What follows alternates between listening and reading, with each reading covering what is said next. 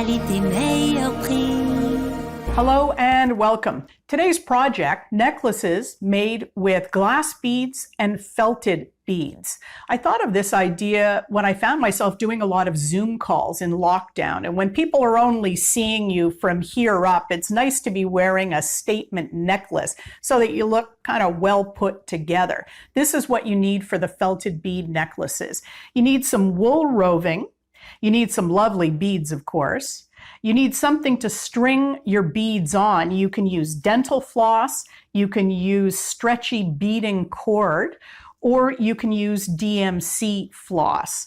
You'll need a beading needle. I recommend the kind that has a collapsible eye so that they're easy to thread. And you'll also need a little dot of dish soap, a little dot of super glue to secure your necklaces, and this tool. This is a beading needle. It's very sharp. You do have to take care when you're using it. But I find the process of making these felted beads really quite therapeutic. Let's get started. The first thing we need to do is pull off a hank of our roving. This is what it looks like when it comes out of the bag. And you never really have to cut this. You just grasp the fibers from the top and pull off what you need. And it depends on how big you want your bead to be. That should be enough to start with. Then you start forming the sphere. And what you're trying to do here is get all the fibers to entangle and move through each other and hold together. So we start pressing quite firmly with our fingers as we roll and form the ball. And then I'll start using the felting needle. Remove the protective cap. Now remember, this is very sharp. Keep your fingers well away. And this barbed needle starts pushing the fibers and intertwining them, pushing them deeper into the ball and intertwining them. And each bead is going to take you probably at least 5 minutes because you'll do a little work with the needle, you'll roll a little bit more, go back to the needle, roll a little bit more. They won't be perfect by the time you're finished, but they'll be holding together and they'll be ready for the next step, which is wet felting. I'm working on an old towel with a newspaper or magazine underneath to protect my work surface. It helps when you get towards the end to thin out the fibers and draw them over the whole bead. That will really help keep it together too. So now I have quite a bit of needlework to do, probably several minutes to get this bead to hang together. This is the therapeutic part of this craft. Some people can do this when they're watching TV.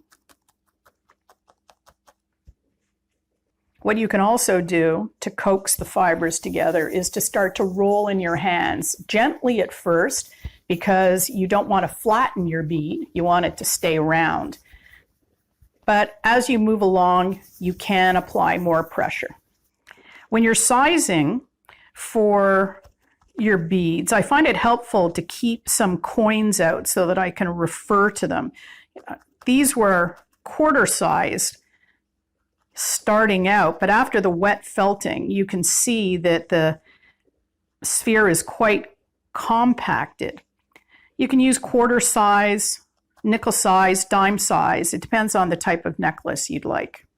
And eventually, after several minutes of this, you end up with a ball that's ready to proceed to the next job, and that is wet felting. I like a takeout container for this part of the job because they tend to be watertight, but you could use any plastic container that has a lid. You put your partially felted balls in and you add a little bit of water, very hot water, to which you've added just a drop of dish soap. That helps the felting process. And you don't need a lot of water, just basically drops on each ball. Some people actually just dip the balls in. And now you begin the wet felting. Make sure that your container is sealed and start rolling. And this encourages the fibers to intermesh and interlock.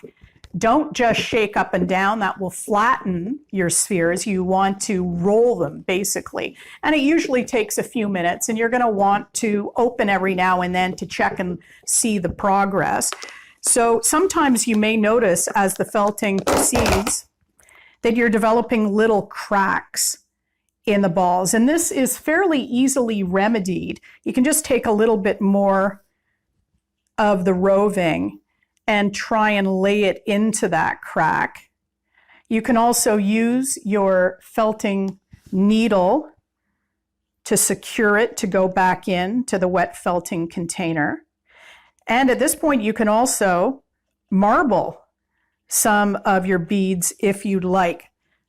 That's what I did for the ones on my necklace that I'm wearing.